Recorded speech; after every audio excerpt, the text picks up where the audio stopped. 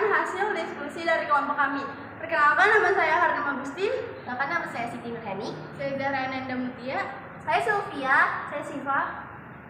Untuk menghadapi perlawanan dari Kerajaan Batak, Belanda mengirim Presiden Willem pada tanggal 14 Maret 1878. Pada tanggal 1 Mei 1878, pasukan Belanda menyerbu Bangkara.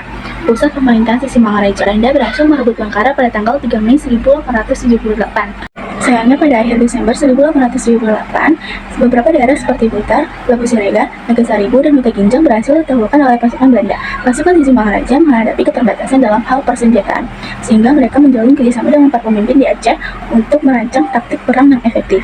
Mereka menerapkan taktik perang sembunyi-sembunyi yang mirip dengan gerilya untuk melanjutkan perlawanan mereka. Pada tahun 1888, pejuang Batak melancarkan serangan ke Kota Tua dengan dukungan tentara Aceh. Meskipun perlawanan ini terjadi, pasukan Belanda di bawah komando Visser berhasil mengatasi serangan tersebut. Pada tahun 1889, pasukan Sisingamaraja terus melanjutkan perlawanannya di Lubuk Talu. Pada tanggal 8 Agustus 1889, mereka kembali menyerang pasukan Belanda yang menyebabkan kematian seorang prajurit Belanda. Akibatnya, pasukan Belanda terpaksa mundur dari Lubuk Talu.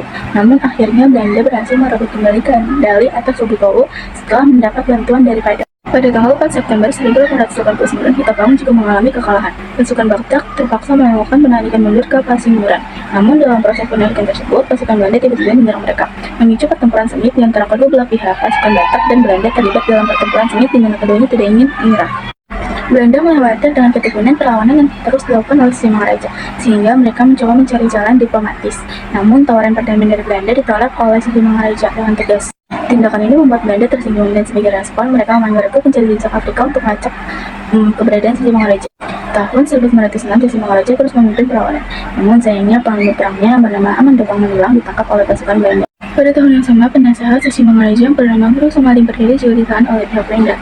Pada tahun 1907, pasukan Belanda dipimpin oleh Kolonel Macan atau Brigade Setan menghalangi Sisingamaraja.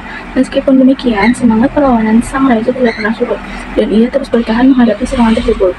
Selama pengepungan ini, istri dan anak-anak Sisingamaraja berhasil ditahan oleh Belanda, kemudian diikuti oleh penangkapan Raja Kuntal, Pangkiliam, Guru Sitomorang, Ibunda Sisingamaraja, Senting Mariam, serta kerabat lainnya. Perlawanan Sisingamaraja dalam Perang Batak mulai meredup semenjak wilayah Kutapao diduduki oleh Belanda pada September 1889. Pasca pendudukan Kutapao, Belanda terus memburu Sisingamaraja dan pasukannya, hingga terjadilah pertempuran di daerah Tambah. Belanda terus melacak arah pelarian Sisingamaraja dan pasukannya. Bahkan, pihak Belanda menggunakan orang-orang dari Senegal, Afrika untuk membantu pelacakan tahun 1907. Belanda mampu mengepung Sisingamaraja 12 di daerah Dairi. Namun, dia tak mau menyerahkan diri. Sisingamaraja beserta pasukannya bertarung hingga titik darah penghabisan dan meninggal pada pengepungan tersebut. Gugurnya Sisingamaraja menandai berakhirnya Perang Batak dan menjadi kemenangan bagi pihak Belanda yang saat itu dipimpin oleh Kapten Christopher. Sisingamaraja dengan nama lengkap Patuan Bosas Dinobela Ginoor Opung Pulau Batu adalah seorang raja di negeri Toba dan perjuangan yang berperan melawan Belanda. Ia diangkat oleh pemerintah Indonesia sebagai pahlawan nasional Indonesia pada tanggal 9 November 1961 berdasarkan SK Presiden RI 0590-1961. Van Dalen adalah tokoh militer Belanda. Van Dalen sangat dikenal atas tindakannya di Aceh ketika penduduk Tanah Gayo dan Alas banyak dibantai saat menjabat sebagai gubernur militer di sana. Saat tindakannya banyak yang diketahui di Belanda, Van Dalen harus mengundurkan diri. Pendeta Nomen, seorang pendeta yang menyebarkan agama Kristen Protestan di antara suku Batak. Dan hikmah yang bisa kita ambil dari Perang Batak adalah 1. Salah satu nilai paling fundamental dari Perang Sisingamaraja adalah semangat pantang menyerah.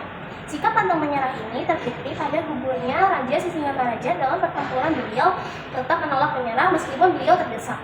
Perang Sisingamaraja menunjukkan kebijaksanaan strategi dalam menghadapi medan pertempuran yang sulit. Kemampuan untuk menyesuaikan dengan kondisi geografis dan teknik lawan menjadi pelajaran berharga bagi generasi berikutnya. Salah satu nilai keteladanan yang dapat diambil dari para Sisingamaraja adalah kepemimpinan yang kuat. Sisingamaraja mampu memimpin suku-suku Batak dalam perlawanan, menunjukkan kemampuan kepemimpinan yang luar biasa dalam menghadapi ancaman bersama. Terima kasih. Pendapat saya adalah dalam Perang Batak kita bisa mempelajari tentang arti perjuangan. Ada banyak pelajaran yang bisa diambil dari peperangan tersebut. Misalnya sosok Raja Sinsing Mangraja 12 yang memiliki semangat juang tinggi untuk melindungi tanah kekuasaannya. Selain itu, semangat rakyat untuk mendukung pemimpinannya juga patuh untuk diacu jempol. Sikap-sikap seperti itu adalah salah satu bentuk cinta tanah air. Kepemimpinan yang kuat, Sisingang Raja mampu memimpin sukun-sukun Batak dalam perlawanan, menunjukkan kemampuan kepemimpinan yang luar biasa dalam menghadapi ancaman bersama. Cinta tanah air, persatuan, dan kesatuan, semangat juang rela berkorban. Dan mereka